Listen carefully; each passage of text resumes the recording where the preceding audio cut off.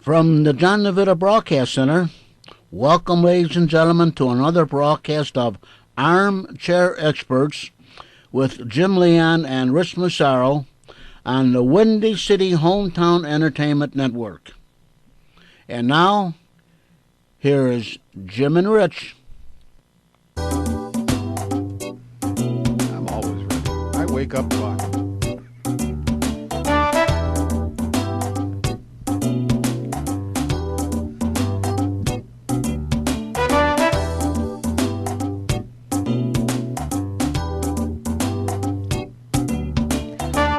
And off and running on another hour of the Armchair Experts, an hour of ruminations, cogitations, etc., etc., etc.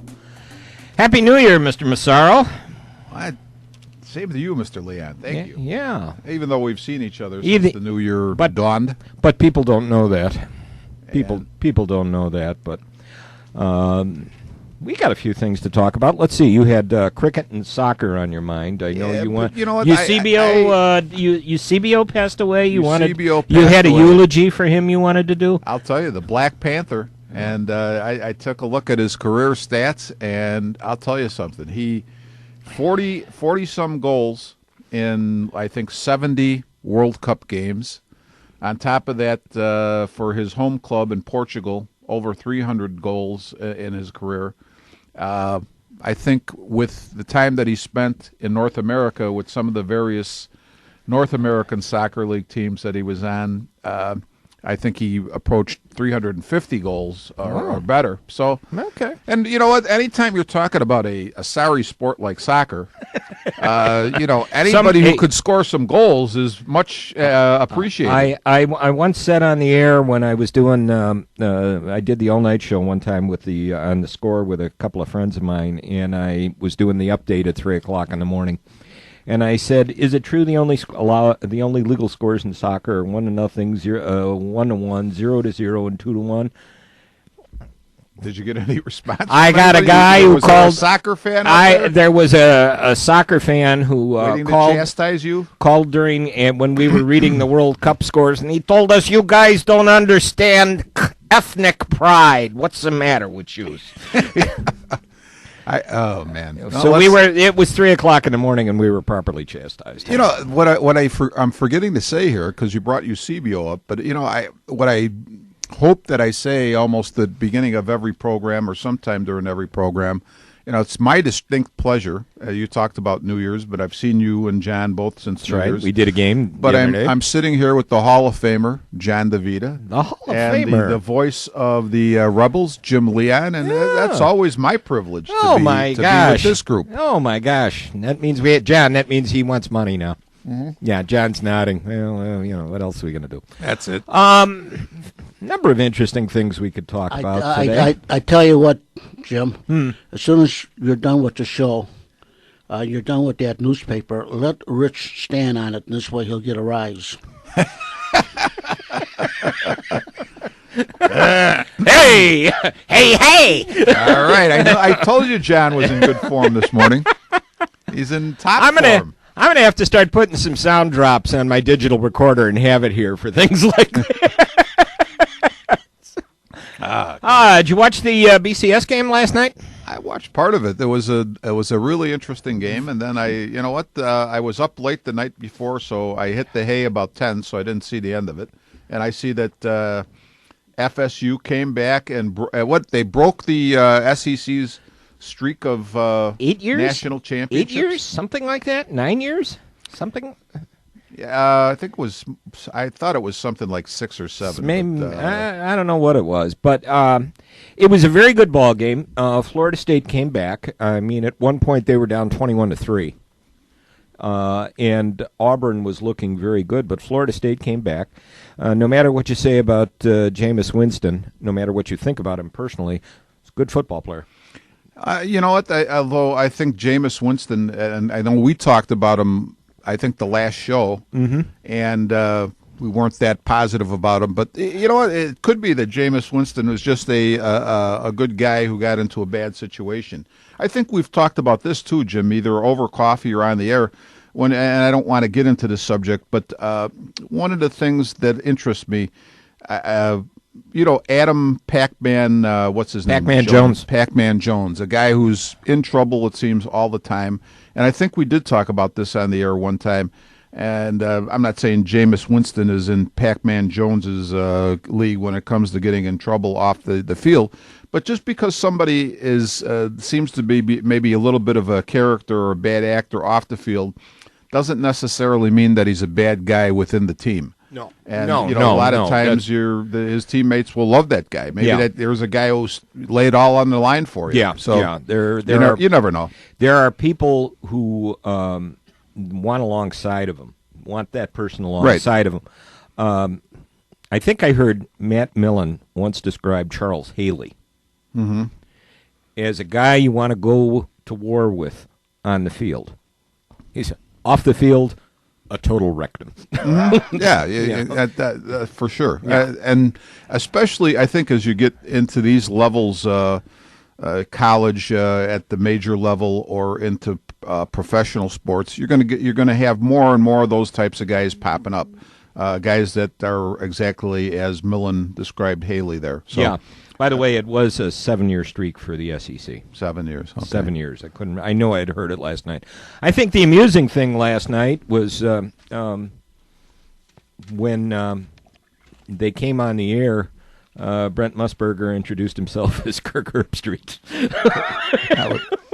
I'll tell you, he got himself a little confused. Were you mentioning to me, Jim, how well that Brent is? Still, he's still at 74 years old. Do you notice? I'll tell you, the most effective announcers, play-by-play guys, I would say, are those low-key guys like I would put Al Michaels in that category, and Brent Musburger, where they're not. They're not the show. Show is the show. Keith Jackson was the same way. Yep. But very entertaining ball game. Great end of the college football season. It was interesting. The other day I saw an article on the first mock draft of the first round for the NFL. We're getting into that season already.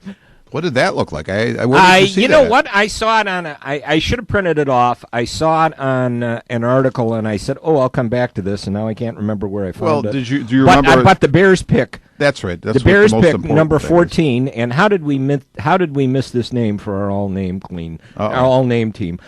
Clinton Dixon. That's who they're saying they might. Yes. What does he do? He's a defensive back. A defensive back. Mm-hmm. And that's what they're projecting? That's what they're projecting. Whoever you saw. That's what they're projecting. Was there any rationale behind that? I would have to go pull the article down, and I think maybe next as we progress on towards draft time in May, I'm going to start keeping an eye on some of these articles. But how did we miss a name like Clinton Dixon? I don't know. I thought you had that on your list. I can't remember. I think you probably had it. I don't know. I don't think you missed that. How could you miss a name like that? No. Speaking of Bears, obviously there was some Bears news during the week. Yeah, what was it? Oh, that's right. I forgot. Robbie Gould resigned. Oh, okay. Yeah, Robbie Gould resigned. We got Jay Cutler resigned for 3 years guaranteed, right, and 7 overall years. And as you have so willingly pointed out to me and rightfully pointed out to me, that really the great part about this potential 7-year deal is that because of the incentives involved, if Jay Cutler is still here in 7 years, we may have been to the Super Bowl a couple times. 2-3 times. If he earns all $126 million of that contract, then that's a success. I can't imagine it happening, but you never know. He may suddenly emerge as Peyton Manning. Well, stranger things have happened, and sometimes guys. Well, let's look at his backup, Jim. Josh McCown has had very little success in the NFL up to the point that of this year, and I would say got to give a lot of credit to, I don't know if you want to say the system, the coach, the personnel around him, a combination of all of those things, and all of a sudden at least for the 5 or 6 games that he played, very effective quarterback. So it can happen. Yeah, it can. The issue is, though, with McCown, as far as signing McCown as a backup, the contract that they signed him to does not allow them to negotiate with him until after March, I think. Well, no, I'm just saying I'm not talking about McCown specifically. I'm talking about when things can happen for players. And Okay. At what point in their career? Yeah. Okay. If I didn't make that clear, that's what I'm talking about. I was thinking another thought. You did make it clear. I was kind of wandering off on another thought. That happens because as we're talking, we're trying to think of what we're going to say back and forth to each other. So that's understandable. Yeah. I was going to say though, Jim, I think interesting. When they signed Matt Slauson and then signed Tim Jennings, not so much with the Jennings signing, but with the Slauson signing. Actually, I think the critical one was Tony Fiammetta being locked up for another 2 years. Tony Fiammetta. Yeah. But actually, that might be more critical than you need think. A good blocking back. But I find it interesting. Fiammetta would be another good example of this. When you get guys like Tony Fiammetta or Matt Slauson, there's going to be guys who are all pros who are guards, which is Slauson's position. There's going to be guys who are all pros, which are fullbacks, Fiammetta's position. And my contention is that there's probably a very thin line in between a guy who's an all-pro and a guy who's almost an all-pro. Mm-hmm. You only have 2 all-pro offensive guards on say the NFC team. You only have 2 or 1 all-pro fullback on the NFC all-pro team. So my point would be, Tony Fiammetta or Matt Slauson could be as good as the very best, but you know what? We as laymen and other people in the media, which I would consider laymen as well, even though they consider themselves experts. Yeah, even though they consider themselves experts, we don't know the difference between how good is a Matt Slauson, how good is a Tony Fiammetta. We don't really know, Mm-hmm. Unless we get to see them on a everyday basis and look at the game film, which we don't do. Mm-hmm. So, they can be very, very good players, and we just don't know it. We don't have the ability to know it. I'm looking at an article here about the way that Cutler's salary contract was constructed, and this is kind of contrary to what I heard prior. The cap hit this year for his contract this coming season is going to be $22.5 million. I had kind of heard it was going to be less. I thought you had told me, or somebody told me 22. Some other armchair expert told me that. I had originally heard 22, and then I heard it was structured differently, so the cap hit was lower in the early years and then moved up. But the cap hit is $22.5 million and 14. His base salaries are his cap hits. There was no signing bonus. No, okay. So that really makes it, when it comes to renegotiation, that really makes it more cap-friendly. And the Bears can also release Cutler after 2016 without any salary cap hits. Okay. Which, it makes sense. Yeah, it does make sense. And there is also an annual $500,000 de-escalator if he doesn't meet his off-season workout obligations. I think it's fair for both sides. And I thought at first we were talking stupid money. When you hear 7 years for $126 million, but then you start to hear, 3 years are guaranteed, $54 million. Mm-hmm. And okay, that's decent money. That's decent. That's sensible money if you're going to consider a quality quarterback. And the people who think that, who are the Cutler haters, I asked the same question that I asked before. Who else is out there? Well, that's that is the type of person that when you talk about what did you say? What was your you just mentioned stupid money, right? And I think that the sports stupid. And yeah, I love your term, Jim. Sports stupid. People who are sports stupid. That's the question.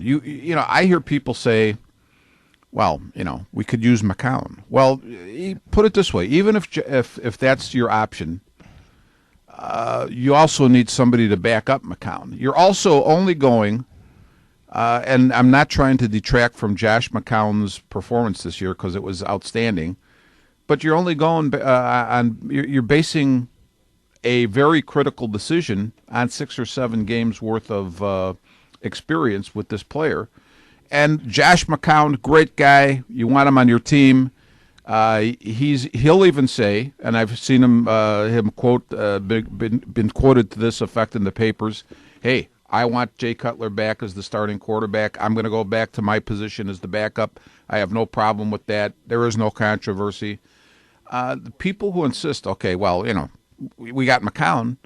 You don't really know exactly what you have until, hey, if McCown had a better record, or you thought he was a better guy than Cutler over the same amount of time that Cutler has started in the league, fine. I have no argument, because then you could throw the fact that he's 34 years old out the window in my estimation. But he doesn't have that kind of a track record that we can look at. No, he was, you look at him as a starter, he had a losing record. Mm-hmm. And if he was so good, why was he basically out of the league for almost 2 years? Well, that's the thing. I think, and I'll go back to my point earlier in the show. He's in it now. I think most of these guys, Jim, can be successful, but a lot of it is, where do you land in your career? Do you land in a good situation for yourself or a bad situation? Yeah. And Josh McCown, for the first time in his career, is in a good situation. But there's still questions. Okay. Yeah. There's the age factor, and you know what? He could be very content after his time this year that if there's no interest, he can go back home and coach high school football. Well, I think he'll probably be very happy. That's the message I'm definitely getting, and that's why we have a guy who's a perfect backup quarterback, because his mentality is perfect for that position. Mm-hmm. Because it's not like you want a guy who doesn't give a darn.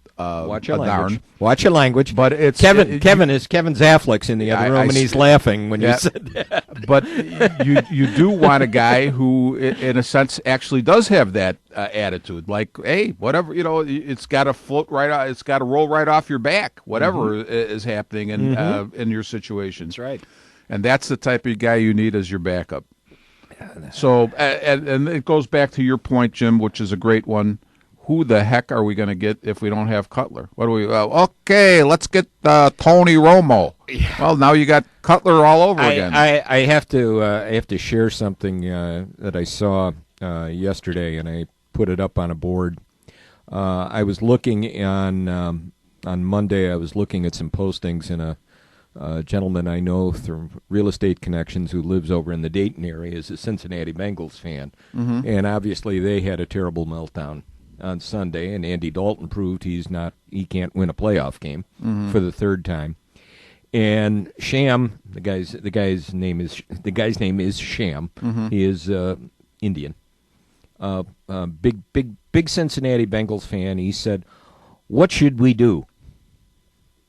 Somebody posted that said, "I think that Mike Brown ought to look at bringing in an experienced quarterback to compete for the starting position. Someone like Tim Tebow. I think Tim Tebow would bring a much-needed leadership that this team needs." So I said, well, I posted that, and I said, well, it's nice to know that the sport's stupid are not confined to Chicago.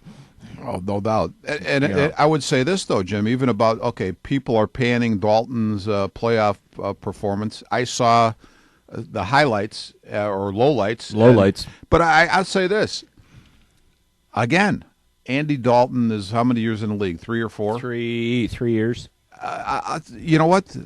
He's a talented quarterback. I wouldn't throw I'm not going to say Mike Brown is running the team. He's the GM.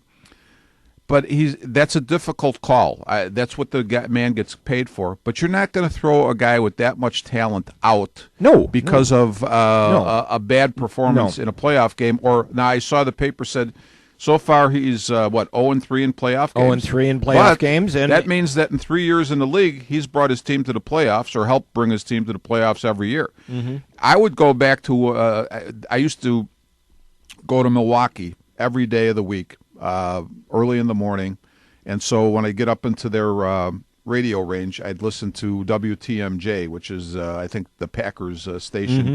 and on Monday mornings they do sports.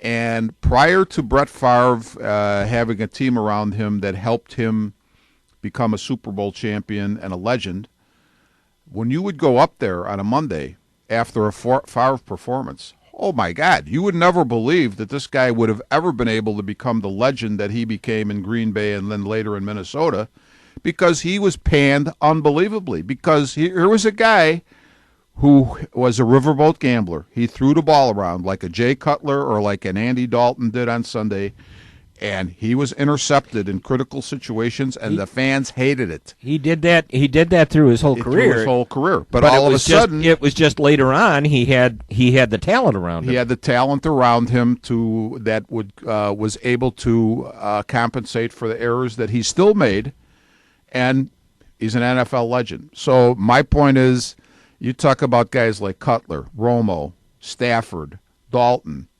You know what? You can't throw the baby out with the bathwater. You got to give these guys are talented guys. You got to give them a chance. Hey, and they may never do it for you, but you know what? The alternatives that are out there, you understand why GMs make the moves that they make or don't make, because, again, going back to your question, Jim, what the heck do you replace him with? Yeah. There is nothing right now. There is nothing out there to replace him with. The other signings that and it was interesting. I listened to the press conference, most of the press conference the other day, kind of recapping everything, recapping the season, and I believe Phil Emery still might be speaking. He is a little long-winded. You know, Phil can speak as long as he wants, because I'll tell you this. In my mind, as far as NFL GMs and GMs in general and sports go, Phil Emery can speak because I think he's a man with a great background. Oh, yeah. I think he's learned from some really wise people, and I think he's bringing a lot of that to the Bears. Again, that doesn't mean that's a surefire lock on success, but when you look at the signing of Cutler and the fact that it's not going to have, he's able to lock up that quarterback for at least 3 years, but not have a super negative impact on the salary cap. Right. That's great right there. You give him credit and you give their financial guy credit, who were able to structure that. So you have to think that the cap, the projected cap for 2014, is expected to be around $126 million for salaries. So based on those projections, they have about $45 million in cap space. Okay. Right now. Yeah.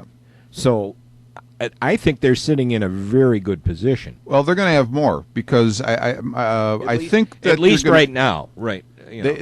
Right now, and Yeah. I think they'll have more because honestly, and you know what, I don't make a lot of predictions, but this is what I'm going to say. Julius Peppers will be back to finish the last year of his contract. I think the deal is going to be renegotiated. It may be, and I think he probably will go for that. But I think probably Tillman will be gone. Tillman may wind up in Tampa now. Tampa. We'll talk about Lovey in a minute here. I think Hester is probably going to be gone. I think he's gone too. And probably down there. I would say this: I don't know where Lance Briggs is at with his contract, but it's possible he may be gone. The other thing is I don't know how much they're paying him, but now what's being talked about, and I think it's critical, and I think they may have the players now to do it, is that DJ Williams did a really nice job for us in the middle, but they're talking now that they may have the personnel to go to the 3-4 because now that they've seen that Ratliff may be okay. He was actually in that nose position with Dallas. That's when he right. Was there. I forgot about that, and he's one of the people that Emery is interested in keeping. Okay. Along with Corey Wooten. Now you have to, I got to give Corey Wooten credit because he really cost himself some money this year, but took one for the team. Oh, definitely. Moving inside. Well, don't forget one thing about Corey Wooten. Corey Wooten's a Northwestern grad. He's smart enough to realize that even though he may have cost himself some money in the football world, the real world, he's making good money. He's making good money. Yeah, he's making good money. So I think I would love to see him back. I would love to see Roberto Garza back. Yeah, I think Garza would like to come back one more year. Now I know they're talking about moving Matt Slauson maybe to center. Mm-hmm. And here's a great year for the transition. Yes. And I think Garza is a person that would help somebody transition into that position, unlike his predecessor. I think the other thing is, Jim, with that, and I'm not going to comment about his predecessor because I don't know, but Kreutz. Kreutz. But I'm going to say I think the Bears like James Brown, who was the one of the backup linemen. Kyle Long beat him out this year, but I think that it makes sense to me if they like Brown, which I think they do, that now you just move Slauson over to the center spot, you insert Brown at the other guard spot, and you don't have to worry. Not to say you would, if the right player was available, of course you could draft for that position as well, but you're set with your line. You don't have to draft or trade or pick up a free agent for the position. Right. So I think it's going to be a very interesting and a very fun off season to see what the Bears do. I do too. Obviously, we had another interesting story yesterday as Lovie Smith was introduced as the new head coach to Tampa Bay. Well, I think Lovie Smith he's a winning head coach. I think, unlike other, I look at Lovie Smith the way I look at Jay Cutler. There were people who hated Lovie Smith, couldn't wait for him to get out of town. I personally think it was his time to go. So yes, I was all for him leaving and bringing somebody else in because I think he took us as far as he could take us. But I do think he's a strong coach. He's got a winning record in the NFL. I think that in Tampa Bay's situation, he will make them more competitive and make them into a winning team. Maybe not this coming year, but in years down the road. The problem I have with a guy like Lovie Smith is the same problem I might have with a guy like Doug Collins in basketball. I think there are certain coaches who can bring you to a level, and then you need another type of coach to bring you to that next level up. It's interesting too because he's never really had a good track record with the people that he's surrounded himself with assistants. Mm-hmm. I mean, you think of the offensive coordinators he brought in over the years. None of them are in the NFL anymore. The only successful assistant he hired was Ron Rivera. Well, I think this is the problem that you have with a guy like Lovie is that he probably doesn't go to the next level, and it's twofold in his case. He feels that he's the defensive guru. Well, Rivera has shown that he's just as good a defensive mind as Lovie. Their philosophies may differ, maybe even better. So Rivera had to go. But then, on the other hand, Lovie was such a good soldier that he would accept anybody on the offensive side of the ball instead of doing what your successful head coaches do and say, hey, no, this is what we need. This is the guy I want.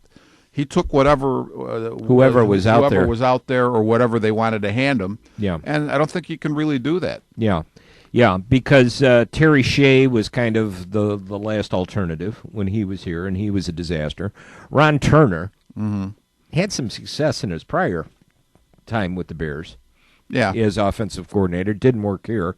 Martz, that was doomed for failure right from the beginning. Mm-hmm. And Tice, that was his first time as a coordinator. Right. Yeah. So. Now he's bringing in the former head coach at Cal, Jeff Tedford.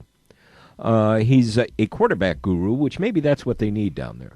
That's possible because I have no clue who their quarterback even is. Glennon, Mike Glennon.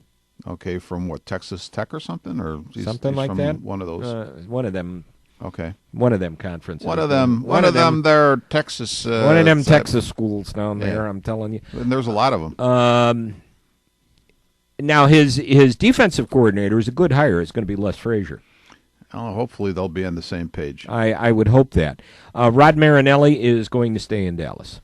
Oh, well, that's which good. was kind of a surprise. I'll tell you, that's a good football man, Rod Marinelli. Oh. There's the type of guy. Now, not a good head coach. I'm not even saying necessarily a good coordinator, but there's a guy that you want to work with your defensive people. Not for maybe to scheme out a game plan or whatever, but just in terms of all of your basic stuff, your techniques and whatnot. I think Rod Marinelli is probably as solid as they get. Yeah, I think so too. There was something that I heard last night, and it's mentioned in the article here, that apparently as part of his contract.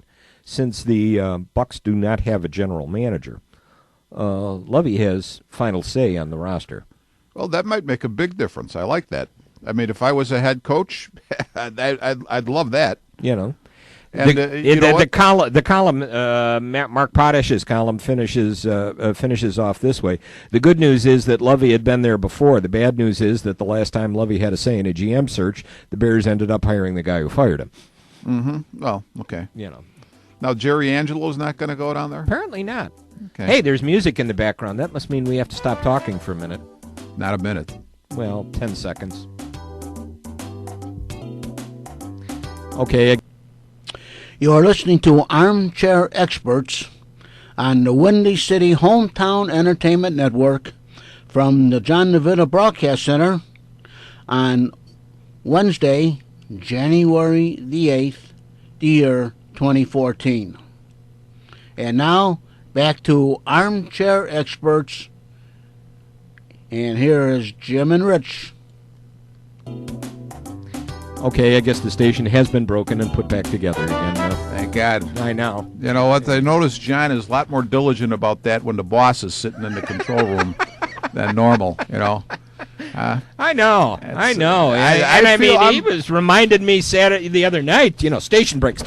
I tell you what, Kevin, what I really loved is when you came in over the headset. And now I could, you know, Jim was telling me that when Ferk did the color on the game, that you broke in on something, and Ferk was like looking around like, oh my God, hey, Edith, it's the big one, I'm going.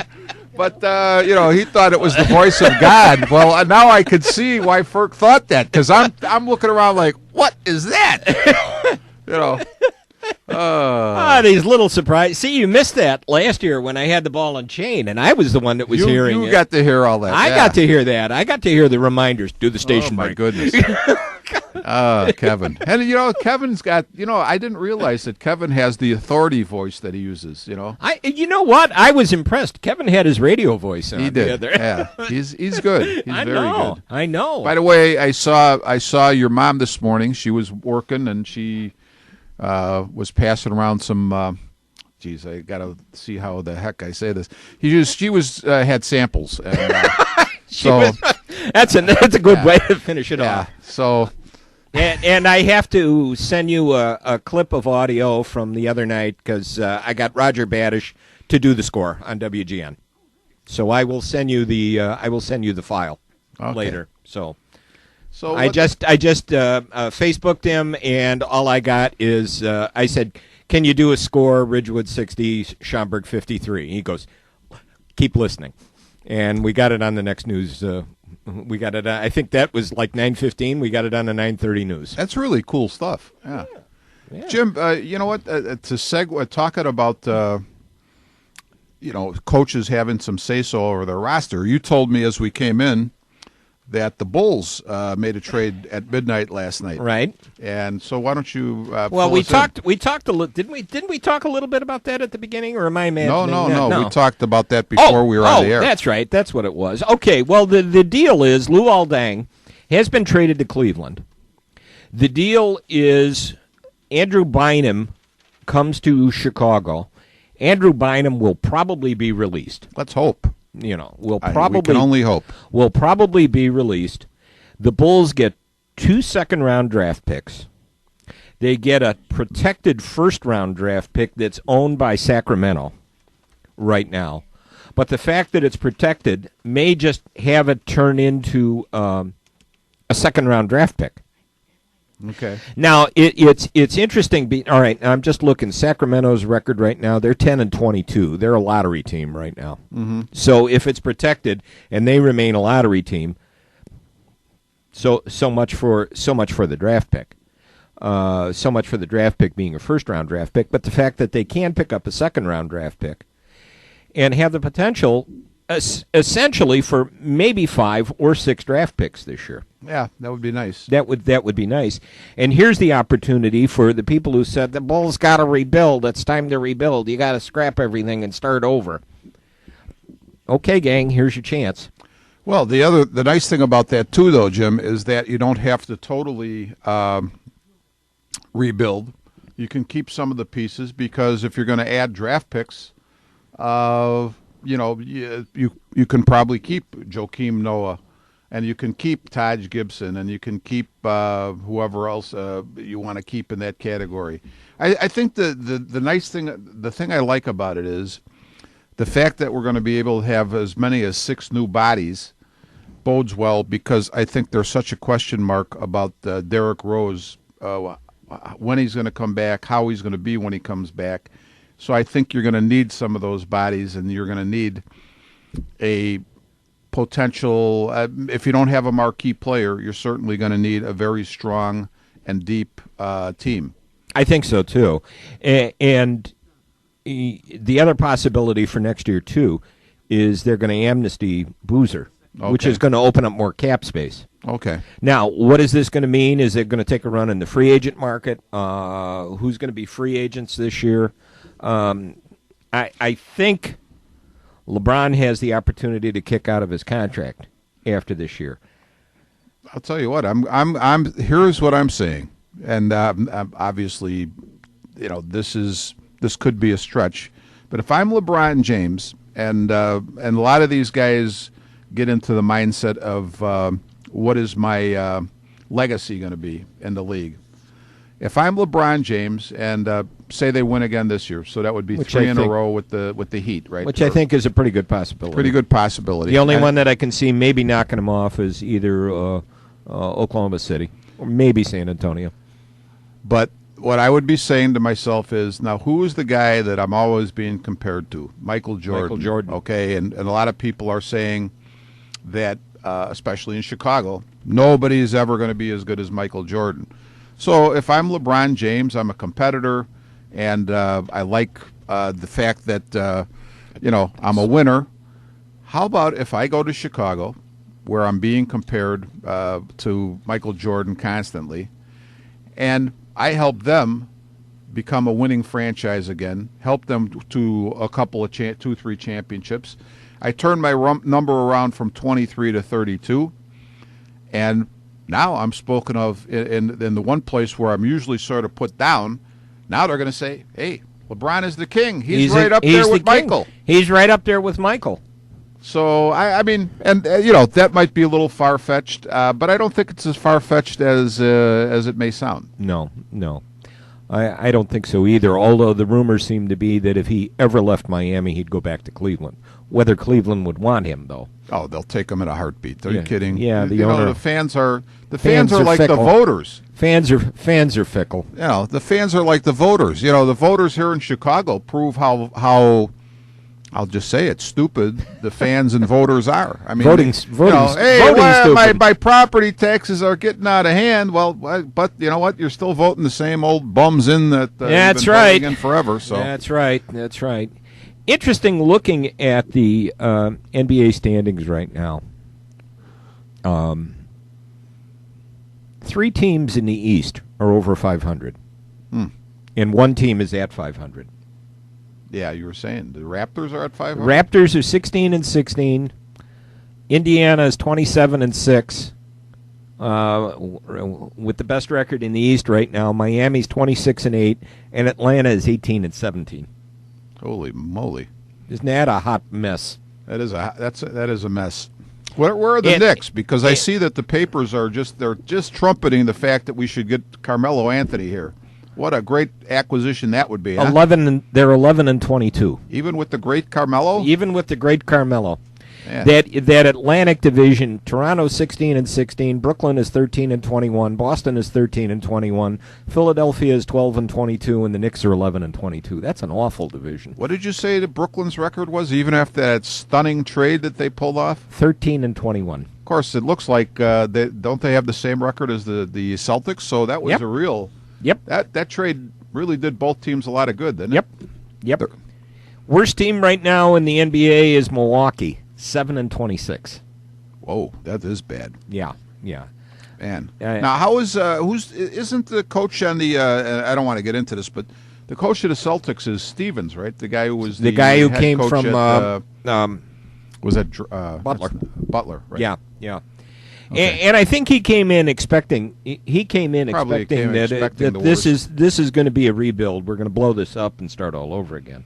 Yeah. And that's just one of the things you're going to have to deal with as you come into a situation as a new head coach. Sometimes it's going to be a rebuild situation.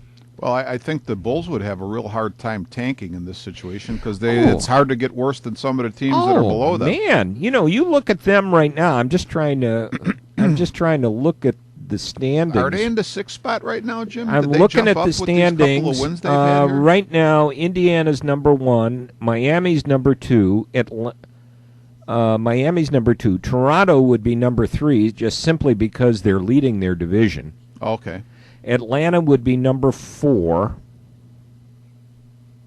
Mm-hmm. Washington would be the 5th seed. The Bulls would be the 6th seed. Yeah, I thought I had seen that in the paper that they were up to the 6th seed. The Bulls would be it's really hard to tank in that division. I'll tell you the problem I see though. Put it this way: I think they probably will make the playoffs because they're such an intense defensive team.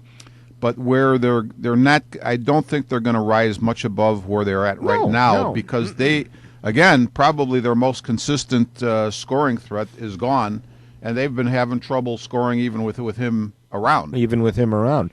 I guess the only thing that would help the Bulls is if they don't fall to the 7th or 8th seed, because then they could avoid Indiana and Miami in the first round. Yeah, I'm saying maybe get to the second round of the playoffs. I'm saying that they have a good chance to stick right where they're at, right around 6. Maybe they could jump up to 5. I don't know, but no, I think they have. I think they should make the playoffs even without Deng.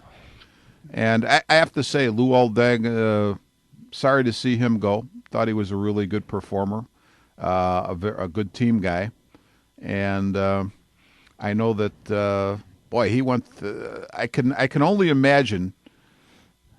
You think that you're probably as a professional player, you're going to be in the best medical hands possible, and they screw up the spinal tap on him last year. Yeah, no kidding. Wow, that was horrible.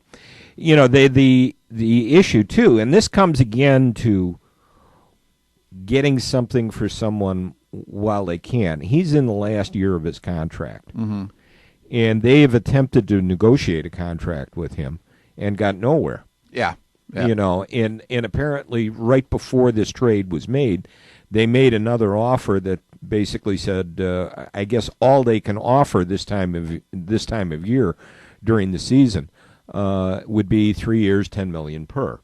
Now you can also say, nudge, nudge, wink, wink. We can renegotiate this and throw, a signing bonus or an extra year on here later. And he said no. Okay. That's so fine. The story is that he was looking for $15 million. So I don't know who's making the most in the league. Do you know? I mean, I would assume probably it's LeBron James. I would assume it's LeBron. Or the only other guy who might, if you want to put it this way, retroactively has a contract better would be maybe Kobe. But Kobe. Kobe makes more. Kobe makes 30.8. Okay. I saw something about that the other day. Kobe makes almost 31 million, and he's not playing because of injury. I don't think he's come back yet, has he? No, I don't think so. No, he can't. I think he might have come back for a while, and I think he got re-injured. Yeah. Different problem, but it's interesting. These guys, again, I think we've touched on this on the show before. These guys are so solid and such workout warriors, and I think most of them are these days. I'd say if I had to put a figure on it, you're probably talking about 95% of the guys are probably serious about working out, and obviously a lot of money at stake. If you can prolong your career, that can make you a lot of money, and part of that is staying in shape. But there's a downside to that, because it doesn't surprise me, say, that when Derrick Rose works hard to rehab a bad knee, that all of a sudden he comes back and the other knee is injured. He's spent so much time strengthening the one side that the other side maybe got a little weaker or got a little bit more use than normal. And the same with Kobe. You know, he probably worked hard to get that Achilles back, and maybe something else was weakened or weaken the whatever. knee trying to do it. So, but anyhow, he's out for a while, and obviously it shows with the Lakers because they're 14-20 right now. Yeah. Who's leading in the West? Let's see. If you start right now, the number 1 seed in the West would be Oklahoma City at 27-7. Okay. The number 2 seed would be the Southwest leader, San Antonio, at 26-8. Right now in the Pacific Division, Golden State and the Clippers. The Clippers. My goodness. The Clippers. My goodness. And Donald Sterling can't even screw this up. Well, but yeah, Golden State surprises me even more. 23 and both are at 23-13. Phoenix, who was expected to be just awful this year, is 20-12. And is Phoenix in town with the Bulls today, or is it the Yes. Phoenix Coyotes that are in town with the Hawks? No, the Phoenix is here to play the Bulls tonight. Okay. I don't even know who. I couldn't even name you one player on the Phoenix Suns team. I don't think. I doubt it. Let me see if anybody's in the scoring, because I was just going to say I can't think. Dragic. Dragic. Yeah, I'm not sure.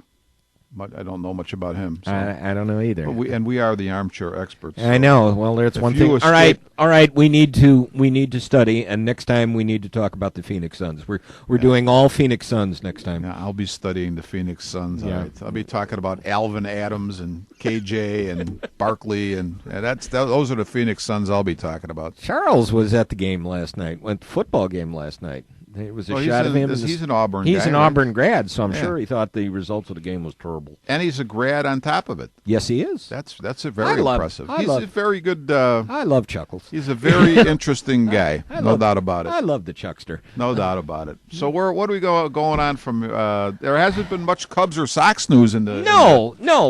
Now I know. You went to the obituaries. I went to the obituaries. He's thinking about the Cubs and Sox, and I flipped to the obituaries. I'm just going to see if there's any news here that's of any baseball news. No deals, no nothing. No. You know, it's been kind of quiet. Training camp will be starting pretty soon, about the middle of February. We've got that. I know WRHS doesn't have it in the budget to send us for spring training. I'm pretty sure about that. Yeah, can we find something in there? We can take a trip. No, yeah, Kevin. Can we make a trip to the Cubs convention maybe, or the Sox convention, Sox Fest? Kevin and John have you know what? I got taxes. I can't. Well, maybe if it's early, I can do that. These are the guys who can. You know what? They're putting. They're putting the station together with baling wire, and they're using everything, duct tape and everything, to keep all the equipment together. Little chewing gum, and and I'm asking about whether we have it in the budget to go down to spring training. Okay, forget about that. I think we're just going to settle for the Cub convention or the Sox Fest. I'll tell you what. Who's the superintendent at Elmwood Park High School? Jennings. Jim Jennings. I understand that Jim Jennings is when Kevin Zaflick is on the other line, he's not taking the calls anymore because he said we gave Ridgewood enough stuff already. That's it. No more calls from Zaflick. Oh boy. We managed to stay on. That's why I call us. Even though you refer to us as the little 89, I keep saying we're the big 89. Yep. So what do you want to talk about? I'm kind of sitting here at a loss for words. Well, I was talking to John, and I know you're never at a loss for words. I was talking to John before you got here that about the Hawks. You know, who's going to go to the Olympics, and it looks like the usual. You got suspects. Jonathan Taves and Duncan Keith. They're going to go to Team Canada. It looks like I would think Patrick Kane is a lock for I think Team USA. Patrick Kane is captain. Captain of the team? Is captain of the Team USA. He's the only Hawk that made the Olympic team, at least at this point. Dare I mention Sports Jimmy on the air? Because Sports Jimmy was telling me... Sports Jimmy needs a plug. Sports Jimmy was telling me the other day that, I think Patrick Kane may be a better player than Jonathan Taves. And look at that. And I'm thinking to myself, two different types of players. I think Patrick Kane has sort of taken a step into his own, if you want to use that type of terminology, this year, and really looks like he's going to have a big year. But Jonathan Taves is always going to be your steady, as a rock guy. You know what? You're not going to ever see Jonathan Taves score like 40 or 50 goals, but you know what? You got a solid two-way player, and Kaner has always had the ability, let's say, to really score big time. And this year he's cashing in on that ability. But to say that they've sort of flip-flop roles, I think is not accurate. What would you say? No, Jim? I don't think so either. No. I mean, Taze is Captain Serious, Yes. as he right. always is. Right. And he's going to be that way. He's going to be the steady guy that's going to give you everything. Right. You know, the Kaner is going to be the guy who's going to give you the little show. Right. Definitely. Yeah. They're just two different types of players. But to both of their credits, it doesn't seem like that affects their relationship or their ability to be teammates. No. I mean, you go back to the days when we were kids back there, and when ice was being invented, and we had Mikita and Hull. Right. Kind of a similar situation. Although Mikita was a little flashier than Taze is. Right. Right. But he was always the steady performer. Mm-hmm. Hull was the superstar. Hull was the power guy Definitely. that could come crashing in and fire one off, or launch a 100-mile-an-hour slap shot from the blue line and have it go past the goaltender. And we see kind of that situation now.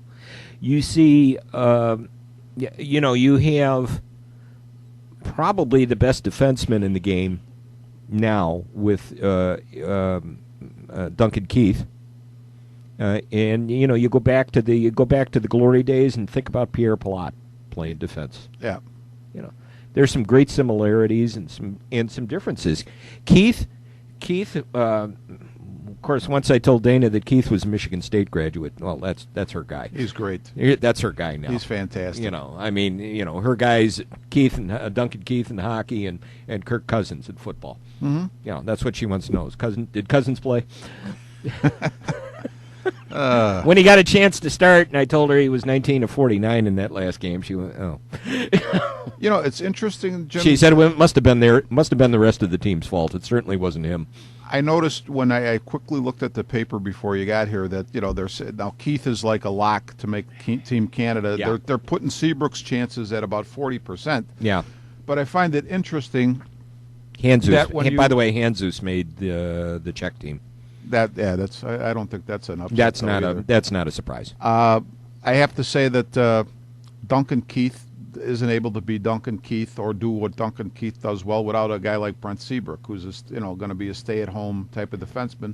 And a similarity would be Pierre Palat with the Hawks, and Moose Vasco as one of his defensive partners. Elmer Moose a Vasco, stay-at-home guy. So.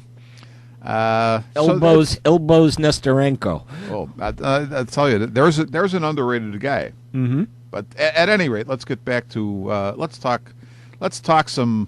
Should we get on Epstein's case or? Sure. What do you want to talk about? Nah, I don't. I mean, I was up late last night and I had the grabber on, and he was taking votes for his bum of the year. Who was winning? Well, Epstein was getting some votes, but at least he wasn't giving results, and I had fallen asleep, but. Epstein was getting some votes. Chris Conte seemed to be the bum of the year.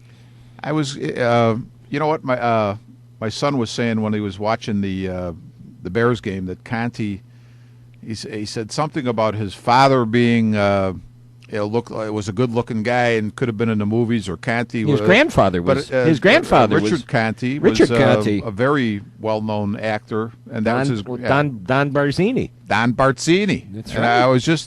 I was just looking at, the great thing about YouTube is you could find anything on that thing. Oh, absolutely. I went to the Godfather and looked at meeting scene. I put meeting scene in, and sure enough, I got the meeting scene of all the Dons.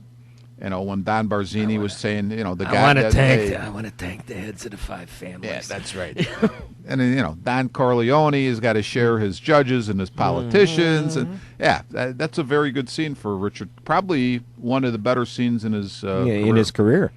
I heard when he was a U.S. attorney in New York, Rudy Giuliani speak to the Chicago Crime Commission annual luncheon, and he began his speech by saying, I want to thank the heads of the 5 families for calling this lunch today. He said, and then he said, I'm sorry. He said, I'm sorry. I apologize. I got to stop listening to wiretap tapes before I come to these things.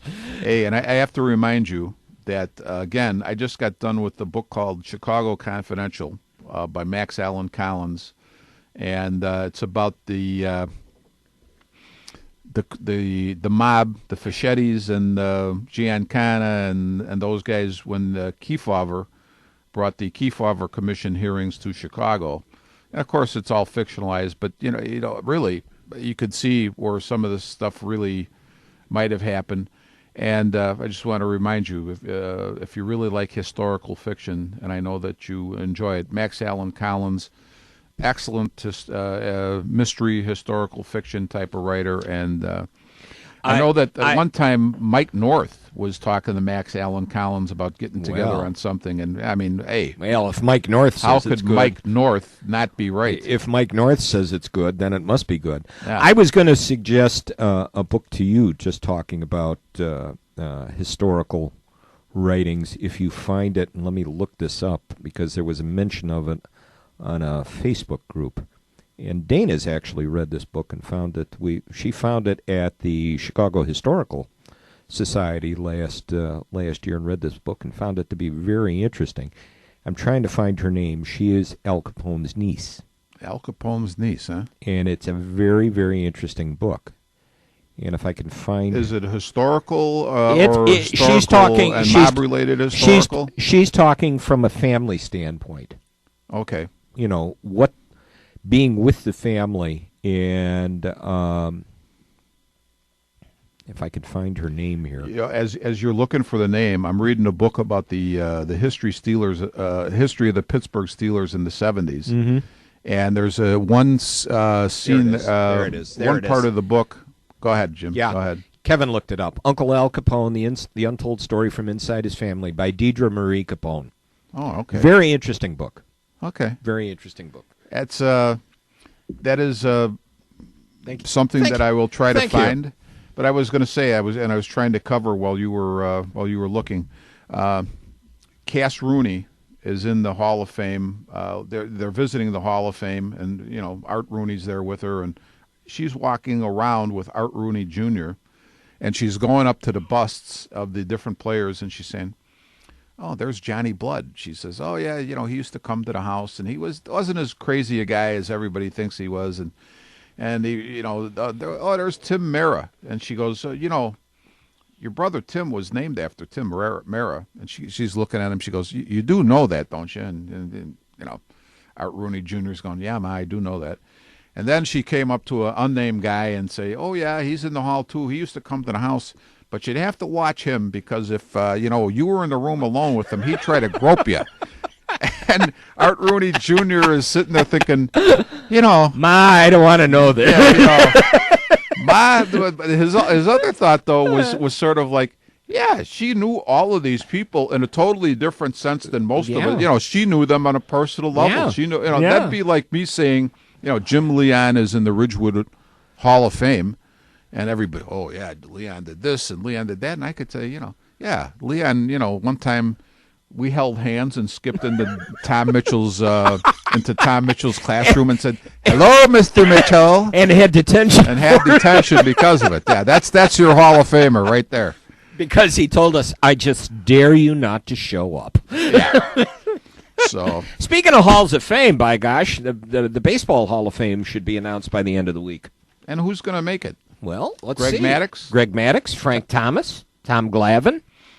I saw that McGrath, Dan McGrath that works for that writes for the Sun-Times? I think it's Dan McGrath. He it's either him or John Grachowski. They have votes. Mm-hmm. And he said that his 3 locks, when you said Frank Thomas, it just reminded me. He said he had 3 locks, which was Greg Maddux, Tom Glavine, and Frank Thomas.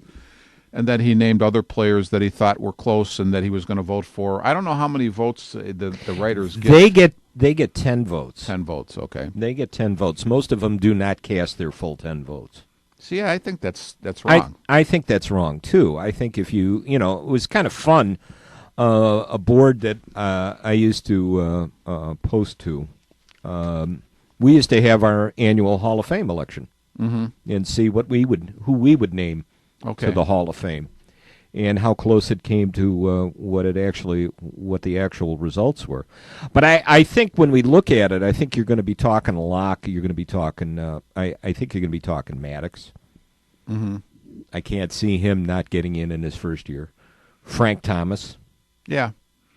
I mean, Glavine. Yeah, well, you got 2 300-game winners there. Yeah. So and those a guys guy who gotta be in. and a guy who averaged over 300 and hit 521 home runs in his career. Yeah, I think those guys should be. And did it the right way. Mm-hmm. Did not enhance himself in any way. True. Jim, when the question that I'd ask is: anybody ever going to get 100%? Well, I think there's 100% some of the guy. vote. Why? Let me ask you this. Let me turn it around.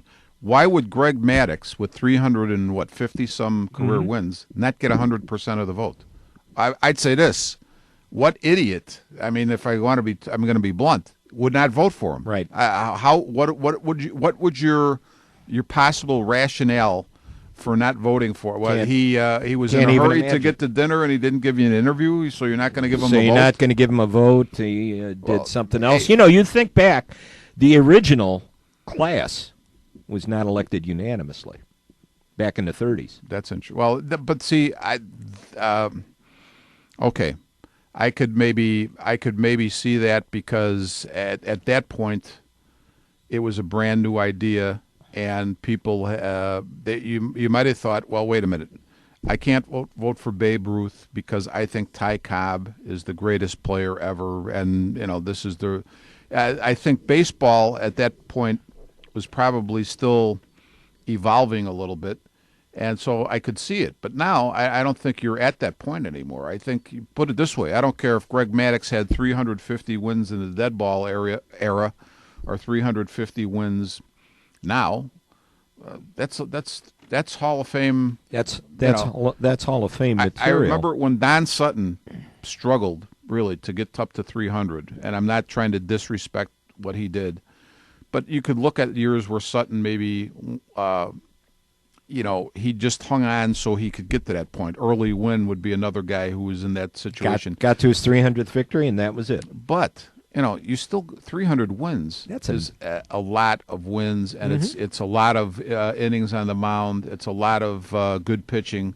That should get you in automatically. I'll say this: last year, I believe, and it looks like the same thing will be this year. Barry Bonds, he's eligible, right? Yep.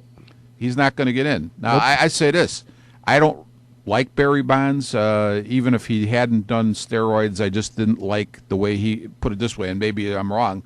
The way he was portrayed by his teammates and the media and whatnot doesn't seem like he was a very good guy. But you know what? 700 and some home runs in your career. I would imagine that he probably averaged over 300 as a batting average.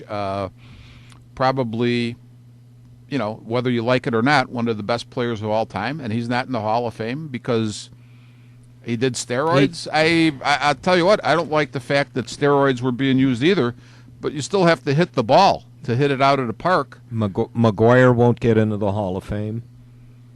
Bonds won't get into the Hall of Fame. Sosa won't get into the Hall of Fame. Mm-hmm. And why? I mean, people look at him and say they cheated. Well, yeah, sure. People look at him and say they cheated. You know what? Did Pete Rose cheat? No, he bet on baseball. Okay, any baseball fan who's a real baseball fan will tell you they could say the shot heard around the world was hit by who, Jim? Bobby Thompson. And to nobody's surprise, everybody will say that the Giants, with Leo DeRocher as the manager, were trying to steal signs to, they always did. They had him out in the center field. A lot of people say that Bobby Thompson knew what pitch was coming and he was able to hit it out of the park. So does that reduce the drama or the significance of the shot heard around the world? No, still. And they were cheating, though, weren't they? They were cheating. Or what they say is cheating. They were cheating. At least that was defined as cheating then. It wasn't chemically enhanced. Right. How much time we have there, Mr. DeVita? Uh-oh. John's Uh-oh, saying, John. no, we're out of time. All right. John's saying we're out of time. I'm expecting the music to come up. There it is. All right, that wraps it up. Another edition of the Armchair Experts. I think we had some fun today for something that, once again, we showed we didn't plan for. Yeah. I think your eulogy of Eusebio was wonderful. Yeah. That's going to wrap it up for us. I did too. Thanks for listening. We'll see you next time. Bye.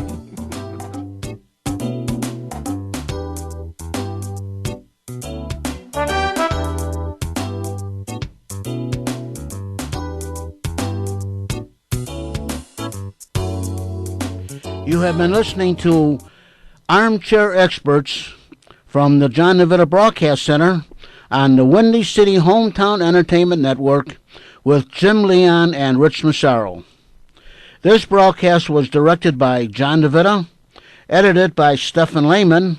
Our audio engineer is James Rohde. This broadcast was pre-recorded on Tuesday, January the 7th, the year 2014. Be safe, and thanks for listening.